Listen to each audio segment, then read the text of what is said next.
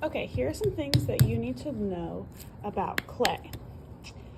Right now your clay is in the plastic stage, which means that we can form it and mold it into a bunch of different things. It will dry out and then it will go in this oven called the kiln.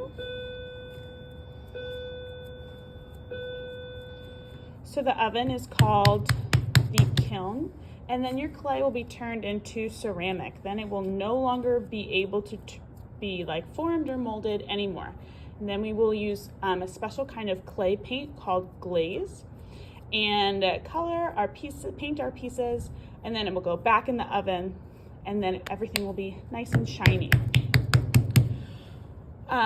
So what I am making right now is a slab, and to do that, right, I'm squishing it and I'm patting it down, and I'm also picking it up and turning it. If you do not pick up and turn your slab, it will get stuck to the table. You can use this to build walls and to sculpt a bunch of different things. However, you want to make sure that your clay is not wider than your pinky finger at the end, right? So we have some tools where we can hollow some stuff out and make sure that it's not too wide, because if your clay is too wide, then it could explode in the kiln, which no one wants. All right, now I'm going to show you how to make a pinch pot. This can be the base form for a lot of different stuff. You're going to make a ball of clay. You're going to give yourself a thumbs up for making an amazing ball of clay. You're going to stick your thumb right into the center, and then you're going to turn your hand into a bird and turn and pinch your clay. This is why it's called a pinch pot, because we are turning our clay. This is how we can get nice round forms. And you can even hollow it out, and now it's hollow on the inside, and you can kind of mold it however you'd like. You want the walls to be even all the way around, so you should be moving it and feeling around as you go.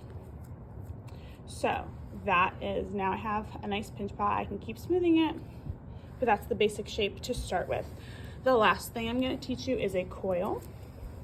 I'm going to take a big lump of clay, and I'm going to roll it kind of into a hot dog, and then I'm going to start rolling with my fingers.